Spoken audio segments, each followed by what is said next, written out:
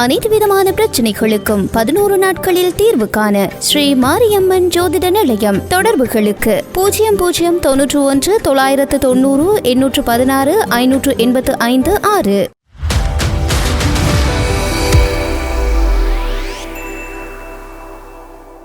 நீங்கள் அவங்களுக்கு அனுப்புனீங்கன்னு தெரிஞ்சிச்சுன்னா, இங்கே கம்பெனிக்கு தெரிஞ்சிச்சுன்னா உங்களோட உயிருக்கே ஆபத்தாகும். கிங்ஸ் ரோமன் கேஷினோன்னு சொல்லக்கூடிய ஒரு பெரிய ஒரு ட்ரக் மாஃபியா, சைனீஸ் மாஃபியா நடத்தக்கூடிய ஒரு கேஷினோ கீழே இயங்கக்கூடிய ஒரு மனித சந்தையில் விற்கப்பட்ட மாதிரி நீங்கள் விற்கப்பட்டுட்டீங்க. நீங்கள் நினச்ச நேரத்தில் போக முடியாத மாதிரி சொன்னோன்னே எனக்கு ரொம்ப பயமாயிடுச்சு. நீ 1.5 லட்ச ரூபா கட்டி வந்த அப்படின்ற 1.5 லட்ச ரூபாக்கும் எங்களுக்கும் சம்மந்தம் கிடையாது. அந்த பணம் முழுக்க முழுக்க உன்னுடைய நண்பன் ஜோன்ஸ் கென்னடி வாங்கினது தான்.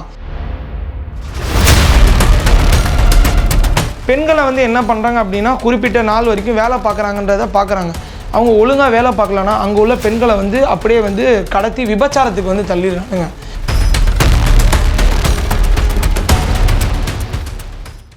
லாவோஸ் நாடு மற்றும் தாய்லாந்து இணைந்து இளைஞர்களை மூளைச்சலவை செய்து மது மற்றும் மாதுக்களுக்கு அடிமையாக்கி பண மோசடியில் ஈடுபட வைக்கும் உண்மையை வெளிக்கொண்டு வந்த திருச்சியைச் சேர்ந்த இளைஞர் சல்மான் சட்டவிரோத செயல்களில் ஈடுபடும் நிறுவனத்திடமிருந்து எப்படி தப்பி வந்தார் என்று விசாரிக்கும் போது மேலும் பல திடுக் உண்மைகள் அம்பலமாகின.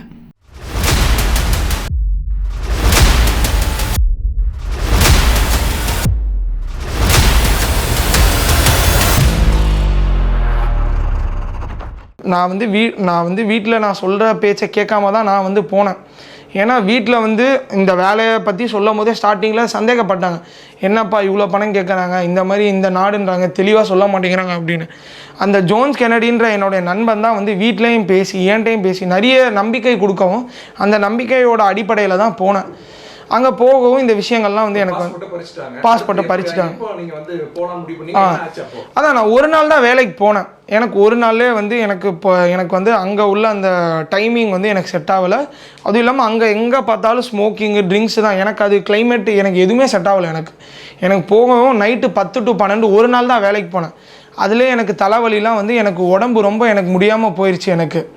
அதனால நான் என்ன பண்ணேன், சரி நம்ம உடம்பு இந்த வேலைக்கு தாங்காது, இந்த அன்னெத்திக்கால வேலை நம்மளால் பார்க்க முடியாது. நான் என்ன பண்ணேன், நான் என்னை கூப்பிட்டேன் அந்த ஜோன்ஸ் கென்னடி. அவன்கிட்டே சொல்லிட்டேன், எனக்கு இந்த வேலை செட் ஆகாது, தெரியாமல் வேலைக்கு வந்துட்டேன் அப்படின்னு சொல்லிட்டு அவனுக்கு எனக்கும் நிறைய வாக்குவாதத்தில் பிரச்சனை வந்துருச்சு. அவன் சொன்னான், ஒன்றும் இல்லை, இந்த வேலை ஈஸியான வேலை, உனக்கு இவ்வளோ பணம் தருவாங்க, அவ்வளோ பணம் தருவாங்க, இந்த வேலையில் கண்டினியூ பண்ணி நீ கொஞ்சம் முன்னேறினா லட்சங்களில் இன்னும் பணம் பார்க்கலாம், இந்த ஊர்லேயே உனக்கு தனி வீடு தருவாங்க, உனக்கு அங்கே பார்த்தீங்கன்னா காரு பைக்லாம் அதிகம், உங்களுக்கு கார் தருவாங்க, பைக் தருவாங்க, இந்த நாட்டுடைய பெண்கள் தருவாங்க அப்படின்னு அந்த நாட்டுடைய பெண்கள்லாம் காட்டுறாங்க. இது விபச்சாரத்துக்கு ஃபோட்டோ காட்டுறாங்க. அந்த அளவுக்கு அங்கே அந்த அளவுக்கு நம்மளை அந்த வேலையை விட்டு நம்ம போகக்கூடாது. அதாவது ஒரு ஆள்கிட்ட டேலண்ட்டை பார்த்துட்டாங்க. அதாவது ஒரு ஆள்கிட்ட ஒரு நல்ல டேலண்ட் இருக்குன்றதை பார்த்துட்டா அவங்கள வச்சு எப்படி பணம் பறிக்கலாம், அவங்கள யூட்டிலைஸ் பண்ணி அவங்கள பயன்படுத்தி எப்படி பணம் பறிக்கலான்றதை பார்த்தாங்க. நான் சொல்லிட்டேன், என்னால் இந்த வேலையை பார்க்க முடியாது அப்படின்னு. அவங்க கொடுத்த அந்த ரூம்லேயே நான் தங்கிட்டேன். நான் வேலைக்கு போக முடியாது அப்படின்னு. அவங்க சரி இந்த பையனை பொறுமையாக விட்டு பிடிச்சிக்கலான்ற மாதிரி சொல்லிட்டாங்க. அங்கே பார்த்தீங்கன்னா கோல்டன் ட்ரையாங்கிள்னு சொல்லிட்டு ஒரு இடம், அந்த கோல்டன் ட்ரையாங்கிள்னு சொல்லிட்டு ஒரு இடம் லாவோஸோட பார்டர். அந்த இடத்துல பார்த்தீங்கன்னா 100க்கு மேற்பட்ட கம்பெனிகள் இருக்குது. அதாவது ஒரு கம்பெனின்னு பார்த்தா ஒரு ஸ்கூலுடைய கிளாஸ் ரூம் மாதிரி வச்சுட்டு ஒரு 10 கம்ப்யூட்டர் 20 கம்ப்யூட்டர் ஒரு 2 ஏசியை போட்டு வச்சுடுறாங்க. அதுதான் கம்பெனி. கம்ப்யூட்டரில் உட்காந்து யார் என்னன்னு தெரியாமல் நம்ம உட்காந்து சேட் பண்ணுறது, அவங்கள்ட்ட பணம் பறிக்கிறது. இது மாதிரி அங்கே 100-120 கம்பெனி இருக்காங்க. எல்லாருக்கும் முழுக்க வேலை பார்த்தா இந்த வேலை தான். இந்த கம்பெனி எல்லாமே கிங்ஸ் ரோமன் கேஷினோன்னு சொல்லக்கூடிய ஒரு பெரிய ஒரு ட்ரக் மாஃபியா, சைனீஸ் மாஃபியா நடத்தக்கூடிய ஒரு கேஷினோ கீழே இயங்கக்கூடிய இந்த ஸ்கேம் தான். அதாவது அந்த கேஷினோ கீழே இயங்கக்கூடிய ஸ்கேம் தான் இது எல்லாமே. பார்த்தீங்கன்னா அதாவது கவர்மெண்ட்டுக்கும் அங்கே இல்லீகலாக இருக்கக்கூடிய அந்த ஜாஹோவே அப்படின்னு சொல்லிட்டு நான் அங்கேருந்து அவரோட பேரை சொன்னால் என்னை என்ன வேணால் பண்ணியிருக்கலாம். அவரோட பேரை இங்கே நான் மக்களுக்கு நான் சொல்கிறேன். நீங்கள் போய் உங்களுக்கு விக்கிபீடியா இருக்குது, கூகுள் இருக்குது, ஜாஹோவே அப்படின்னு நீங்கள் டைப் பண்ணி பாருங்கள். லாவோஸ் கிங்ஸ் ரோமன் கேஷினோன்னு சொல்லிட்டு நீங்கள் டைப் பண்ணி பாருங்கள், தெரியும். அந்த கிங்ஸ் ரோமன் கேஷினோடைய தலைவன், அந்த ட்ரக் மாஃபியாவோட தலைவன் தான் இதெல்லாமே வச்சு நடத்துறது அந்த மாஃபியாவோட தலைவன் தான். அதாவது அந்த மாஃபியாவோட தலைவனுக்கும் இந்த எப்படி பார்த்தோன்னா இந்த கவர்மெண்ட்டுக்கும் இந்த நடக்கக்கூடிய வேலைகளுக்கும் ஒரு சின்ன ஒப்பந்தம். இங்கே நடக்கக்கூடிய வேலைகள் எதுவுமே லாவோஸ் கவர்மெண்ட்டுக்கு தெரியாமல் கிடையாது. எல்லாமே பக்காவாக போலீஸ் ப்ரொடெக்ஷனோட இந்த வேலைகள் வந்து நடக்குது. அதாவது அவங்க வந்து இதை வந்து ஒரு லீகலான வேலையாக பண்ணி நடத்துகிறாங்க. ஒரு இல்லீகல் வேலையை லீகலான வேலையாக வந்து நடத்துகிறாங்க. எப்படின்னா வந்து நம்ம எப்படி விசிட்டிங் விசாவில் போய் நம்ம வந்து வேலை பார்க்க முடியும்? அந்த ஊருடைய கவர்மெண்ட்டோடைய சப்போர்ட் இல்லாமல் எப்படி வந்து அவங்க அந்த விசிட்டிங் விசா வச்சு நம்மளை வந்து வேலை வாங்குறாங்க? இதிலே நமக்கு வந்து பகிரங்கமாக வந்து எனக்கு வந்து தெரிஞ்சிருச்சு கவர்மெண்ட்டோடைய சப்போர்ட் இருக்குது. நான் போய் அந்த லாவோஸ் நாட்டுடைய போலீஸை போய் என்னால் அணுக முடியாது. நான் போய் அணுகுனேன்னா முதல்ல வந்து என் கம்பெனிக்கு போகும், ரெண்டாவது என்னை பிடிப்பாங்க. பார்த்துக்கிட்டேன், தெரிஞ்சுக்கிட்டேன். அங்கிருந்து தப்பிப்பதற்காக இந்திய தூதரகத்தை அணுகினால் கொலை செய்யக்கூட தயங்க மாட்டார்கள் என்று கூறிய சல்மான் தனது நண்பன் ஜோன்ஸ் கென்னடி தான் 1.5 லட்சத்தை ஏமாற்றி வாங்கியதாகவும் கம்பெனி காசு ஏதும் வாங்கவில்லை என்றும் அந்நிறுவனம் கூறியதை அடுத்து அதிர்ச்சி அடைந்துள்ளார். அதுக்கப்புறம் வந்து இந்திய தூதரகத்துக்கு வந்து நான் வந்து அதோட டீட்டெயில் எடுத்தேன். நான் இருக்கக்கூடிய இடத்துலேருந்து 700 கிலோமீட்டர் வியட்டீனியான்ற ஒரு இடத்துல தான் இந்திய தூதரகம் இருந்துச்சு. அதாவது நான் வந்து அங்கே உள்ள இந்தியன்ஸை கேட்கும் போது சொன்னாங்க, நீங்கள் இங்கேருந்து இந்திய தூதரகத்துக்கு வந்து நீங்கள் மெயில் பண்ணிங்கன்னா அவங்க வந்து ரிப்ளை பண்ண கொஞ்சம் நாட்கள் எடுக்கும்.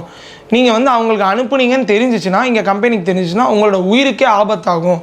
அதனால் நீங்கள் அனுப்புறதுக்கு முன்னாடி யோசிச்சுக்கோங்க. நீங்கள் இங்கேருந்து போகணும் அப்படின்னா இது வந்து ஒரு வழி பாதை. நீங்கள் வந்துட்டிங்கன்னா 1 வருஷம் 2 வருஷம் 3 வருஷம் எவ்வளோ வருஷம் கம்பெனி உங்களை வச்சுருக்குதோ அவ்வளோ வருஷம் நீங்கள் இங்கே வேலை பார்த்துட்டு தான் வந்து நீங்கள் வந்து போக முடியும். நீங்கள் எடுத்தோடனே நீங்கள் வந்துட்டு உடனே போகிறதுக்கு இது வந்து நீங்கள் ஒன்றும் டூரிஸ்ட்டாக வரல. நீங்கள் இந்த வேலைக்கு நீங்கள் வந்து அதாவது நீங்கள் ஒரு மனித அடிமையாக வந்து ஒரு மனித சந்தையில் விற்கப்பட்ட மாதிரி நீங்கள் வந்து விற்கப்பட்டுட்டீங்க. நீங்கள் வந்து நினச்ச நேரத்தில் போக முடியாத மாதிரி சொன்னோன்னே எனக்கு ரொம்ப பயமாயிடுச்சு. இதுலேருந்து போகணுன்னா ஒரே வழி என்னென்னா, நீங்கள் கம்பெனியில் போய் உங்கள் கம்பெனி பாஸ்ட்டை போய் இது மாதிரி உங்கள் உடல்நிலை வந்து சரியில்லை, உங்கள் வீட்டோடைய நிலைமை வந்து சரியில்லைன்ற மாதிரி நீங்கள் எடுத்து சொன்னீங்கன்னா கம்பெனி பாஸ் இறக்கப்பட்டு உங்களை விட்டால் தான் உண்டுன்ற மாதிரி சொன்னாங்க. நான் நேரடியாக போனேன். என்கிட்ட இருந்த கூகுள் டிரான்ஸ்லேட்டர் எடுத்து இது மாதிரி வந்து நான் இவ்வளோ பணம் வந்து கொடுத்தேன், எல்லாமே பண்ணேன், என்னால் இதுக்கு மேலே என்கிட்ட வந்து பணம் இல்லை, ஊருக்கு ரிட்டர்ன் போகிறது கூட என்கிட்ட வந்து பணம் இல்லை, தயவு செஞ்சு வந்து என்னை வந்து விட்டுருங்க, என்னுடைய உடல்நிலை வந்து சரியில்லை, என்னால் இந்த நைட் ஷிஃப்ட் வேலையை பார்க்க முடியாது. இங்கே வந்து அங்கே பார்த்தீங்கன்னா ஃபுல்லாக சிகரெட் ஸ்மோக்கிங் தான். என்னால் அந்த ஸ்மோக்கிங்கை வந்து இன்ஹேல் பண்ணிட்டு அந்த வேலை என்னால் பார்க்க முடியாதுன்றது நான் கூகுள் டிரான்ஸ்லேட்டரை போட்டு நான் அந்த கம்பெனி பாஸ்ட்டை சொன்னப்போ கம்பெனி பாஸ் சொன்னது, நீ 1.5 லட்ச ரூபா கட்டி வந்த அப்படின்ற 1.5 லட்ச ரூபாக்கும் எங்களுக்கும் சம்மந்தம் கிடையாது. அந்த பணம் முழுக்க உன்னுடைய நண்பன் ஜோன்ஸ் கென்னடி வாங்கினது தான். கம்பெனி தான் முழுக்க உனக்கு வந்து டிக்கெட்டில் இருந்து எல்லாமே செலவு பண்ணி விசா எல்லாமே செலவு பண்ணி கம்பெனி தான் உனக்கு கூப்பிட்ருக்கு அப்படின்னு சொல்லவும் எனக்கு பெரிய அதிர்ச்சி. அதாவது என்கிட்ட இருந்து வாங்கின 1.5 லட்ச ரூபா முழுக்க என்னுடைய நண்பர் ஜோன்ஸ் கென்னடி அப்படியே அந்த பணத்தை வந்து அடிச்சுக்கிட்டான். என்னை வந்து டிக்கெட்டுக்கு இதுக்கு அதுக்குன்னு எல்லாமே செலவு பண்ணி கூப்பிட்ட பணம் எல்லாமே வந்து கம்பெனி அந்த நிர்வாகம் கொடுத்த பணம் தான். அந்த இல்லீகலான நிர்வாகம் எனக்கு கொடுத்த பணம் தான். கம்பெனி வந்து இது மாதிரி எனக்கு வந்து உடல்நலை சரியில்லை, எனக்கு வந்து வீட்டில் என்னுடைய தாய் தந்தையோட உடல்நலை வந்து சரியில்லை அப்படின்ற மாதிரி சொன்னேன்.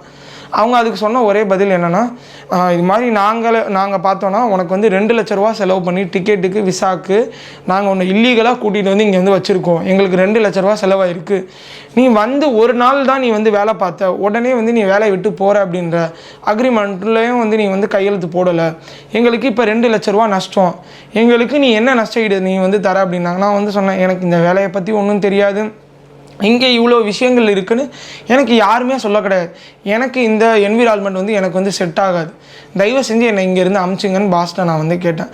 அவர் என்ன சொன்னார்னா வந்து அதிகபட்சமாக பார்த்தோன்னா 5000 யுவான், அதாவது நம்ம இந்திய மதிப்பில் பார்த்தா 60,000 ரூபாய் வந்து நீங்கள் வந்து கட்டிட்டு வந்து நீங்கள் வெளியே போகலாம், கட்டுனா உங்களோட பாஸ்போர்ட் கொடுப்பேன்ற மாதிரி சொன்னாங்க.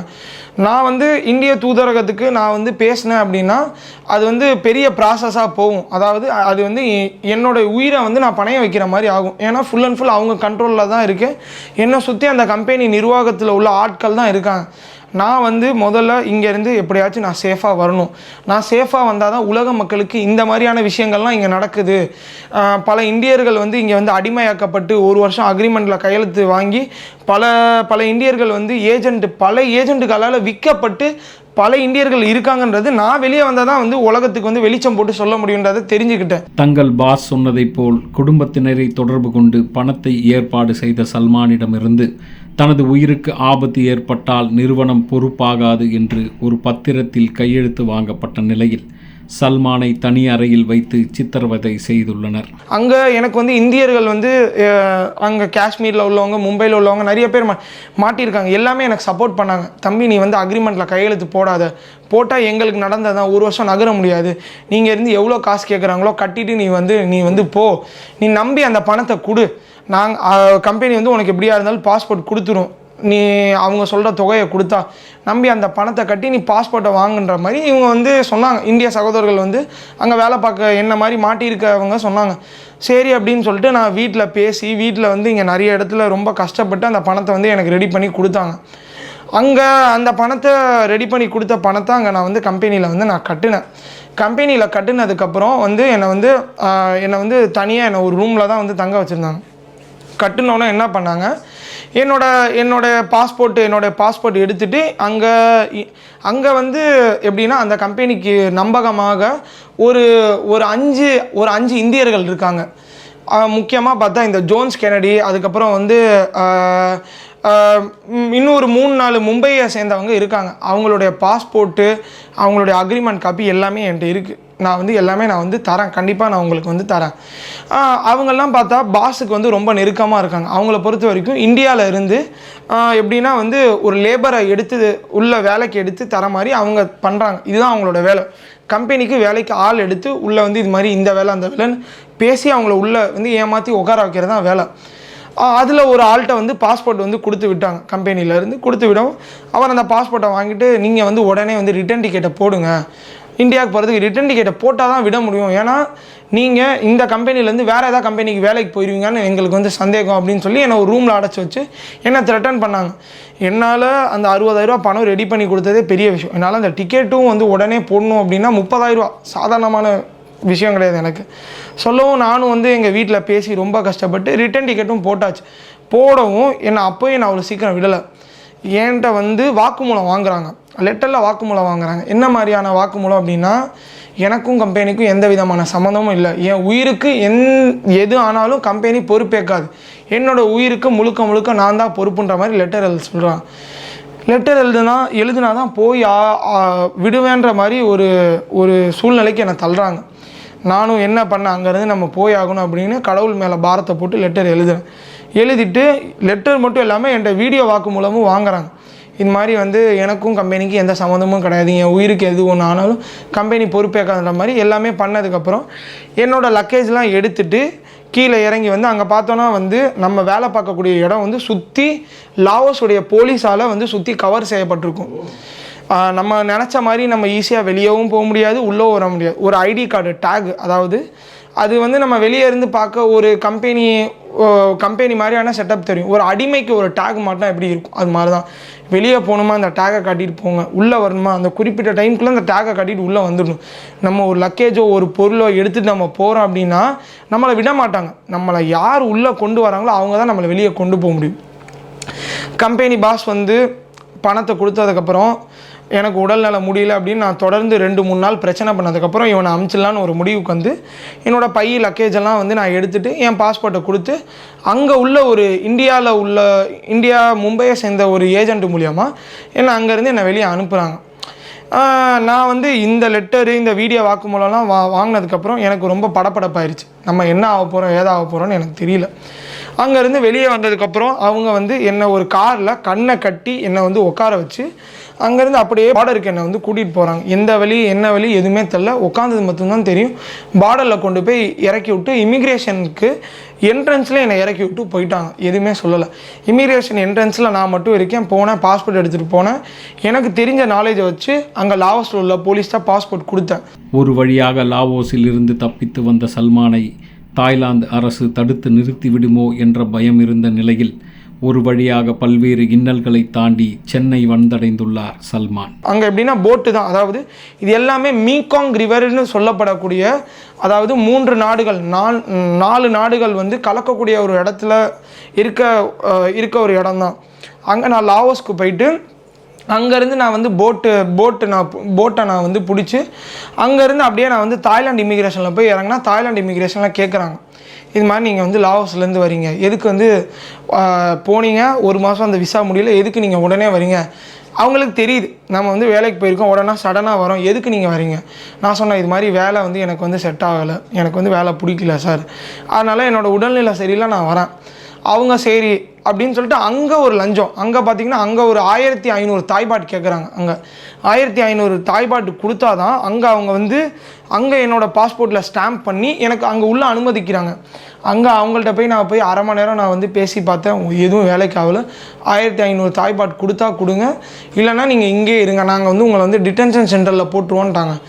என்னால் வந்து இந்த மாதிரி ஒரு இக்கட்டான சூழ்நிலையில் இந்திய தூதரகத்துக்கு பேசி என்னால் வரணும்னா அது வந்து இயலாத விஷயம். அந்த மாதிரியான டூ ஆர் டை வாழ்வா சாவான்ற சுச்சுவேஷனில் என்ன பண்ணன்னு தெரியாமல் என் கையில் இருந்த குறைவான பணங்களை நான் அள்ளி போட்டு நான் கொடுத்துட்டு அங்கேருந்து வெளியே வந்துட்டேன். அங்கேருந்து வெளியே வந்ததுக்கப்புறம் வீட்டுக்கு நான் காண்டாக்ட் பண்ணி சொல்லவும், அங்கேருந்து பார்த்தீங்கன்னா அங்கேருந்து ஏர்போர்ட் மட்டுமே பார்த்தீங்கன்னா ஒரு 80 கிலோமீட்ரு.